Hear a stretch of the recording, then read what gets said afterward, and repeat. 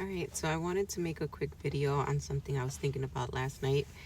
And I was thinking about reality, our reality, both physical reality and just in the metaphysical reality, our thoughts and our feelings.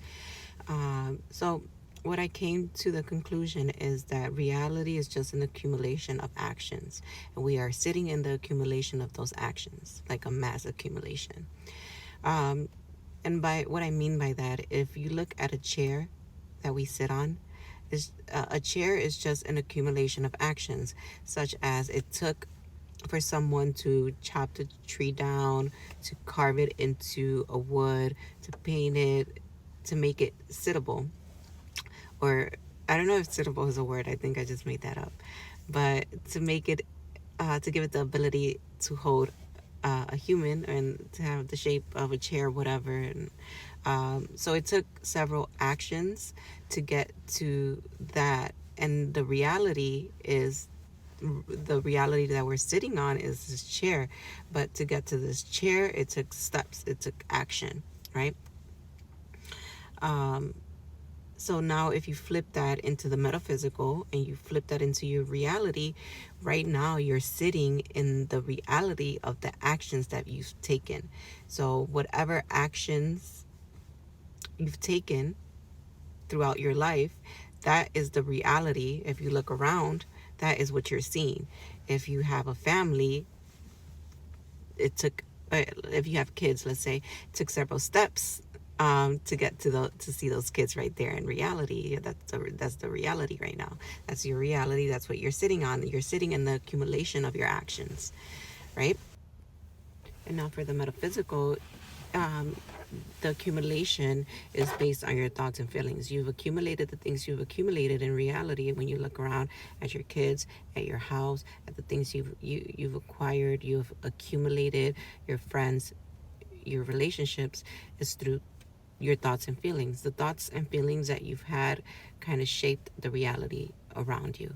If you would have had thoughts of being a doctor, let's say, if you're not a doctor, your reality would have been maybe working at a hospital. That would have been the reality that you're sitting on. That would have been the accumulation of your reality, right? Um, so, so with that being said, I believe that energy can be created but not destroyed, and I do have to shout out flights for that, Pilot Man, for even that thought, because I went down that train of thought. I landed where I landed was because that initial implant of a thought, that energy can be created but not destroyed. And the reason why I believe the world can be created, or the energy can be created, is because we create thoughts and feelings, and those thoughts and feelings create action, right? And then action, energy is, in one definition I saw energy is work, whatever. I'm not going to get into the definition of the actual definition of energy, but I do know that thoughts and feelings create action. Therefore, that is energy. That's energy that's being created. Um, when you have a spark of a new idea and you put that into action, that is energy being created. So that's that. Another thing that I noted down was that the world will never cease to exist. It'll just accumulate into something different. Just like the law of conservation of energy, they say energy cannot be created nor destroyed, which is true. It's just transferred. It's just transformed. Well, that is definitely something I believe it is to be true. You can. The world will never stop being the world. It'll stop if the world ever stops being this atmosphere. It'll stop being that atmosphere for us, but it'll accumulate into something different. It's never going to just not cease to exist. It's just going to accumulate into something, into a different purpose, into a different energy, into a different thing, right? Just like if we burn up all the garbage in the world and get rid of the trash space, based on those actions, now we'll just have black smoke accumulating in the air. We got rid of the mass, but we didn't get rid of the energy because it transformed into something in our atmosphere, in our air, um, into something else. So it wasn't really truly destroyed.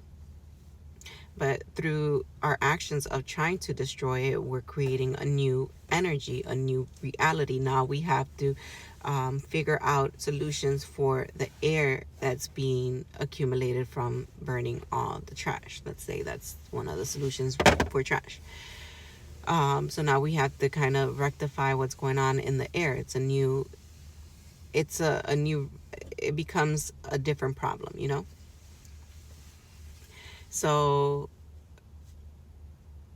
um, yeah, so we're going to be taking new actions based on those, and based on that solution. We're going to be taking new action. We're going to create new thoughts to mitigate or solve whatever issues come from burning all the garbage to create more space, more physical space, right?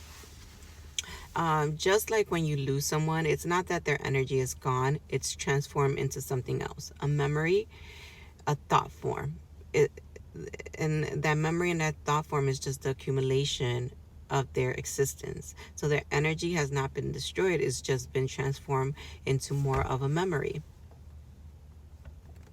But you don't you don't necessarily forget that they existed. That imprint is already there. That memory, that energy has already been created. So they don't cease to exist.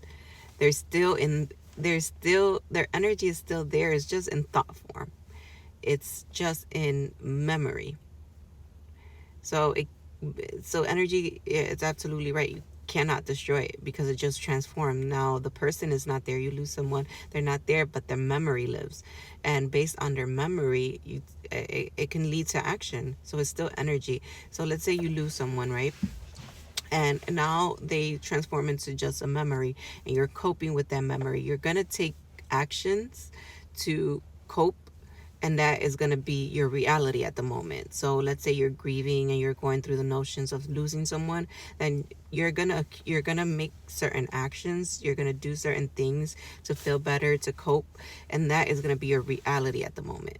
So again, reality to me is accumulation of actions. So I guess the reason why I was thinking this was because if we were to think differently, then the accumulation would be different. We would accumulate more efficiently, differently, knowing that we cannot destroy energy. It could only be created. Um, we would accumulate differently. We would be more sufficient with our thoughts. Um, Therefore, we would be more sufficient with the things that we create. Um, so yeah, I am a believer that the energy humans create is thoughts and feelings, because through thought and through feelings we take action. Um, so yeah, this is the energy humans create, and through there we take action. So if we had healthier thoughts and feelings, we'll create healthier machines. We'll create a healthier outcomes and solutions for our problems. We'll create a healthier relationships. We'll accumulate a healthier reality.